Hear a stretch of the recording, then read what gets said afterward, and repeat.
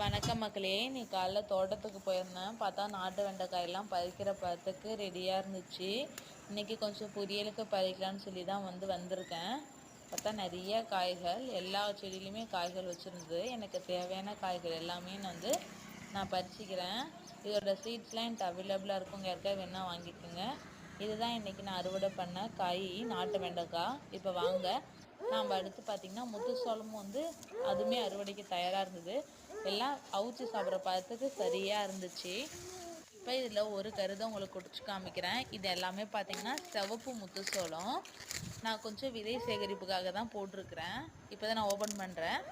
Open பண்ணால் ஃபுல்லாக சிவப்பு கலரில் இருக்காது. இப்போ இது சாப்பிட்ற பதம் அப்படின்றதுனால லைட்டாக ஒரு சிவப்பு புள்ளி புள்ளி இருக்கிற மாதிரி தான் இருக்கும் மேலே, கருது மேலே. அந்த முத்து சோளம் முத்தும் போது தான் உங்களுக்கு ஃபுல் சிகப்பு கிடைக்கும். பாருங்கள், இந்த அளவுக்கு தான் ரெட் கலர், லைட் ஒரு ரெட் கலர் தான் இருக்கும். இப்போ எனக்கு தேவையான கருது எல்லாமே நான் ஒடிச்சிட்டு வந்தேன். ஒடிச்சது எல்லாமே அந்த மட்டையிலேருந்து கருது தனியாக நம்ம பிரித்து எடுத்துக்கலாம். இதுதான் பிரித்து எடுத்தது நான் மாட்டுக்கு போட்டுடலாம். இந்த கருதை நாம் சமைச்சு சாப்பிட்றலாம். இதோட சீட்ஸ் அண்ட் அவைலபிளாக இருக்கும். உங்கள் யாருக்காவது வேணால் ஸ்க்ரீனில் தர்ற வாட்ஸ்அப் நம்பரில் வாங்கிக்கோங்க. இன்றைக்கி எங்கள் வீட்டுக்காக இது ரெண்டையும் தான் நான் அறுவடை பண்ணியிருக்கேன். இந்த வீடியோ உங்களுக்கு பிடிச்சிருந்தா மறக்காமல் லைக் பண்ணுங்கள். என்னோடய சேனலை சப்ஸ்கிரைப் பண்ணி தொடர்ந்து பாருங்கள்.